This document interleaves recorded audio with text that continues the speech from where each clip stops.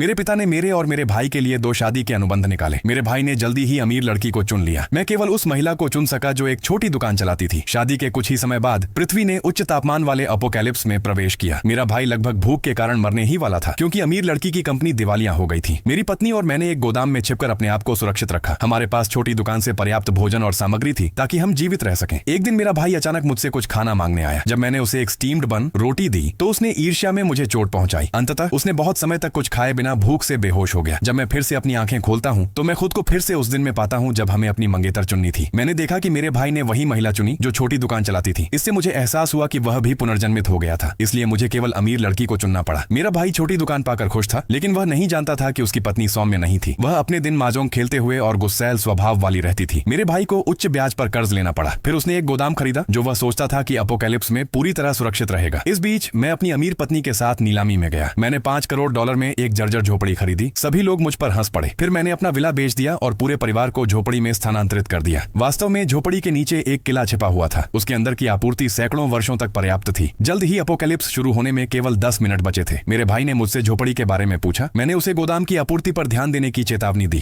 क्योंकि पिछली जिंदगी में जब उसकी पत्नी माजोंग हार गई थी, उसने अस्थायी रूप से कर्ज चुकाने के लिए आपूर्ति का उपयोग करने की कोशिश की थी। मैंने ही उसे रोका था, जिससे वह अंततः सौम्य हो गई। लेकिन मैंने यह बात अपने भाई को नहीं बताई। जल्द ही अपोकैलिप्स का काउंटडाउन खत्म हुआ। आकाश में अचानक 7 सूरज दिखाई दिए। बाहर का तापमान तेजी से बढ़ गया। मेरा भाई खुशी खुशी गोदाम खोलता है, लेकिन वह पूरी तरह खाली पाया। उसे एहसास हुआ कि उसकी पत्नी ने सारी आपूर्ति गिरवी रख दी थी, जबकि मैंने अपनी पत्नी और उसके परिवार को भूमिगत किले में ले गया था। जब उन्होंने देखा कि आपूर्ति पर्याप्त है और सुविधाएं पूरी तरह से तैयार हैं, तो पूरा परिवार मेरी प्रशंसा करने लगा। इस जिंदगी में मैं फिर भी सुरक्षित रूप से अपोकैलिप्स से बच सकता था।